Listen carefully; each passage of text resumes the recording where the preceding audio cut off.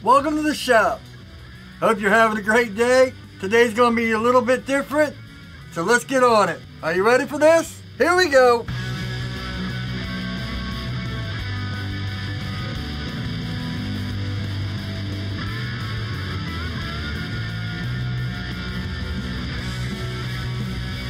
Welcome back. Got a little behind this week, so I think we'll start out and I'll just give you a tour of the shop since it's 2019. Maybe show you what's in my camera bag since I've got this new obsession with cameras and getting lighting and all that stuff. Plus, my shop was dirty and I cleaned it up, so let's get it out of the way while we have a clean shop. Amazon links are down below or up here on my websites. I got shirts like this available and knives on the website too. If you like what you see, please consider subscribing, like, comment, and all that stuff. Give me some ideas or questions if you have them, and we'll try to get to them on knife making. Alright, let's get to the shop tour.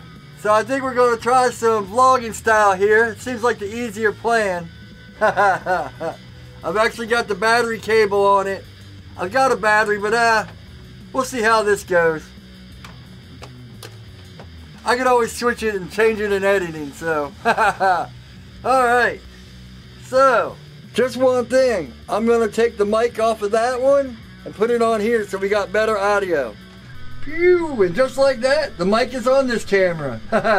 Remember this motor right here because it plays an important part. If you watched any of my videos before, you know I have a Kmg Grinder, which is my main grinder. I've actually got to replace the bearings. I bought some new bearings and stuff for that. I've got a horizontal grinder. I'll insert the footage right here of when I took it apart when I was cleaning this. The shop is getting there. Anyway, I figured I'd show my horizontal grinder when I got it apart. See, it's just 3 pieces of 2x2 up on a 1x1. I got 3/8 under it. Then the arm is just a 2x2 with the wheel. And the tracking arm I made to go up and down to help the tracking. I got a spring on the back to hold it together. I gotta talk fast, I gotta clean this up. I got my respirator off. But see, the motor just comes right out of the bench. And then that goes there, and the arm goes there. Whew, look at this mess. Alright. Alright, she's back together. Now I'm sitting here with the socket wrench, and I was like, wait a minute. I got a pneumatic wrench. I don't need to do that. Little bit of tuning, little bit. Now I made a mess again. So now it's all back together, running smoothly. There's a lot of, when you build your own machines, there's a lot of adjustments you got to make on them and stuff like that. So then after I grind, I hang my belt up on these hooks over here. I built this was in my first video. If you watch my old time videos of my shop tour, I built this to hold all my arms. There's for my surface grinder. There's my small wheel attachment. And all the lights in here have been replaced with daylighters. I don't want to blind everything out, so it's up here. That's a daylighter. That's a daylighter.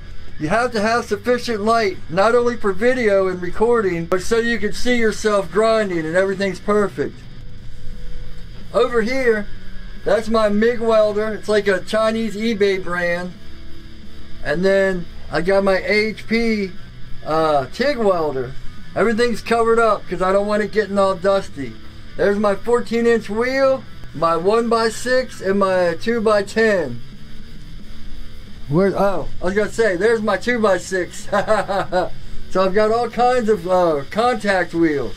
Up here is my air purifier. Whenever I'm grinding, I run that so it pulls all the metal dust and all that. You can see I need to change a filter. I got to change those filters about every 2 weeks if I'm grinding a lot.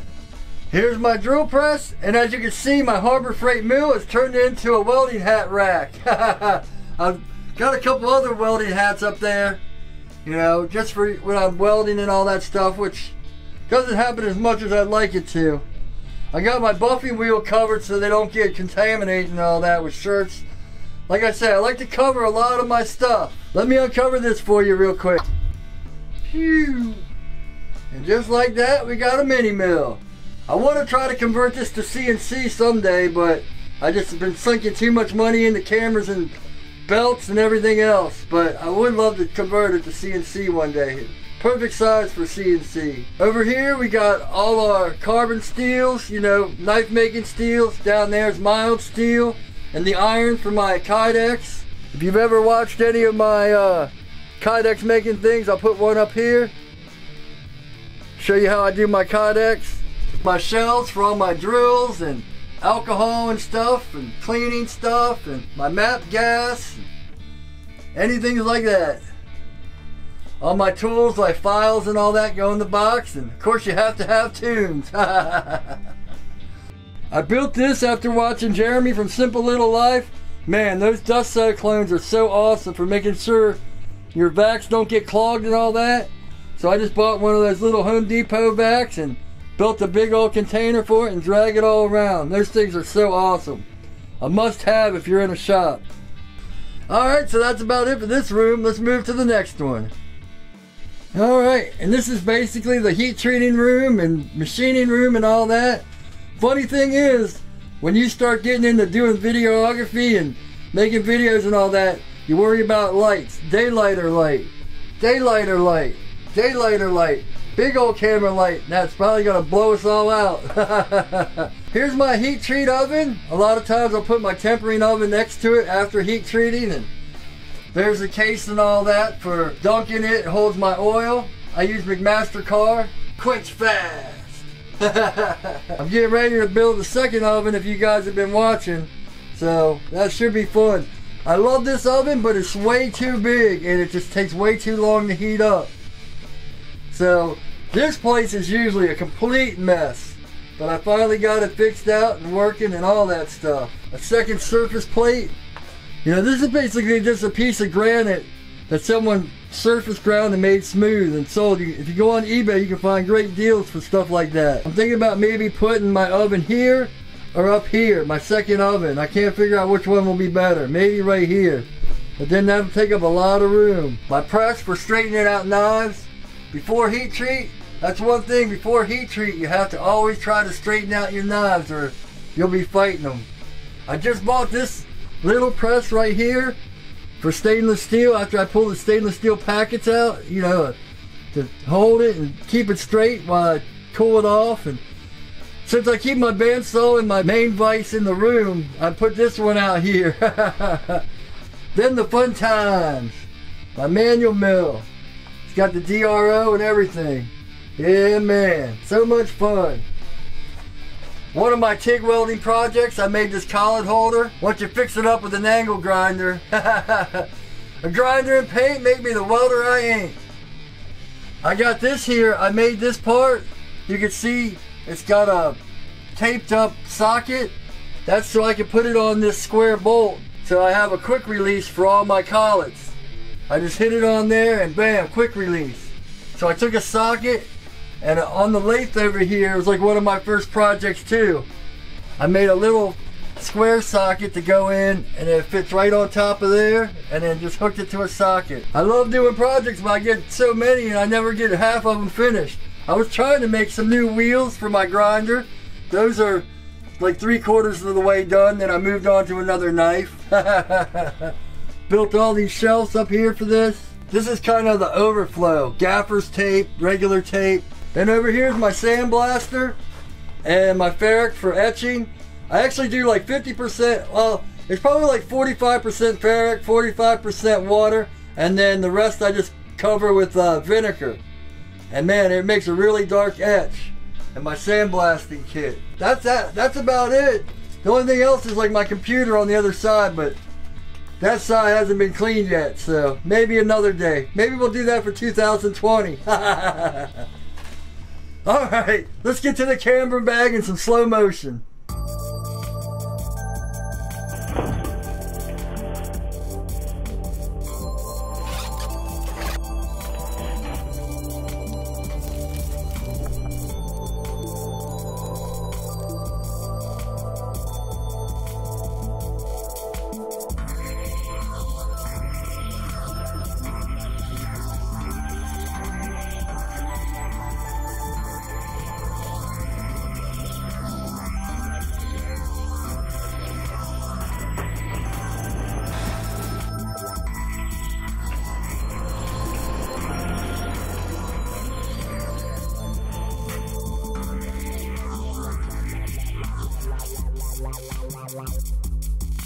Looks like we're just going to use my action cam and my 2 iPhones for now. We'll start with the little stuff. Since one action camera is already in use, I got a second one. Now I bought this one first, and it was half price off. So I actually got this one and the 4K Plus for around $250, both of them in, because this one was a Black Friday sale. So that was an awesome deal on that. I got the exposure ring, so you can tell which, white, gray ring, or gray board, or whatever these are called, for the best exposure for whatever you're in. Got my Canon 10-18. I got a speed booster on the way for this G7, my new G7. This is an adapter, but it doesn't help like autofocus and all that. I bought one that actually makes it brighter and actually speed boost it. The only problem is for EF lenses like my Tokina. These are for like bigger cameras. So this is an EF and this is an EFS. But I've been watching some videos where you can actually cut this ring off. You unscrew these screws and cut this ring off and it'll fit. Which I don't use this lens anymore. And that sounds like an awesome project for me to do. Of course, the slow motion, I've been trying to do a lot of my slow motion with this Osmo. I usually just use it for live stream, but since I got the second camera, hopefully I won't be needing to use it. Now I got my 24. This is what I do all my thumbnails with. This 24. And then I've also got a 50. I keep it in a little bag to keep them separated so they don't get all scratched up. Your no-go 50mm. Now, since I got a crop sensor, 50mm is like what, 80mm or something, so I don't use this as much. But it was really cheap, $50, so I wanted to see what it was like. Then I showed, this is my go-to lens. The 11-16 Tokina. Man, 2.8 aperture. This thing's a beast. I don't usually keep this on it unless I'm taking pictures just to make it for dramatic effect. My new lens is basically just the kit lens for the G7.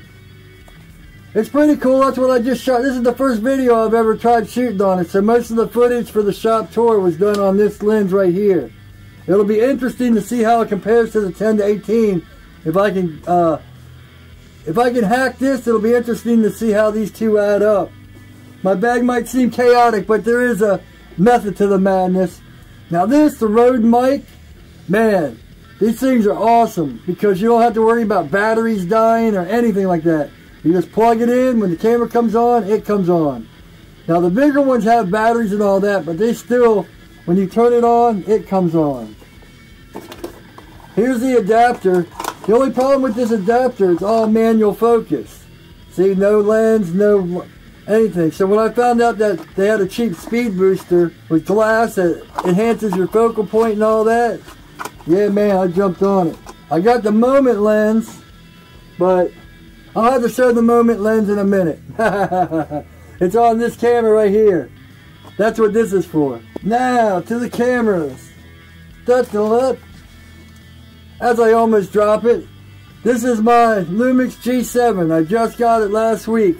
It's used. I bought all this stuff used so I could save some money. Saved about $100 buying it used. Yeah, man, I really like it. It's got 4K and all that. And my SL2.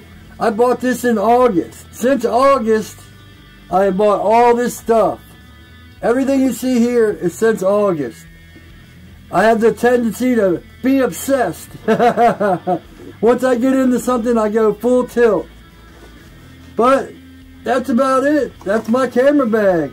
That's the shop tour. Man, the regular gimbals are like $500, so this has to use an iPhone.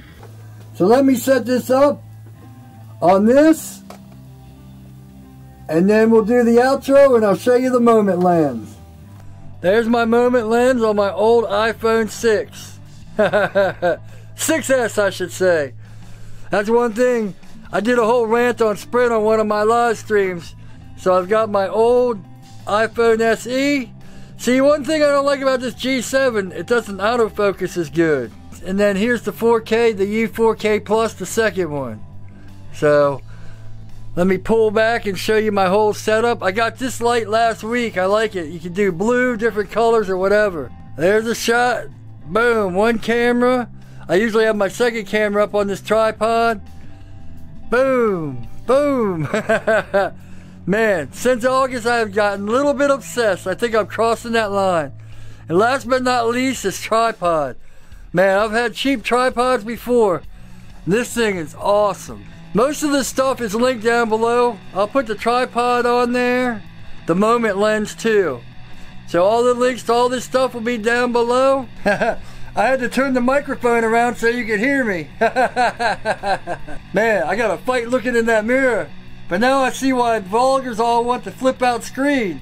Man, without it, you'd be lost. So that's about it. Thanks for watching. Sorry if this is real shaky, but I'm not used to holding the camera. It's all tripod related. Amazon links are down below. Up here are my shirts and my knives, and down below on my website. Thanks for watching. I know this is a little bit different than what I usually do, but let me know in the comments. Like if you like, dislike if you dislike it. That way I'll know, whether to do more or not. If you want to see more about my equipment and all that and what I've learned about it, let me know. I'd be happy to do it. Next video will be the live stream, but after that we're going to get back to knife making. Alright, thanks for watching. Thanks for all the support. And as always, take it easy. Haha, yeah man.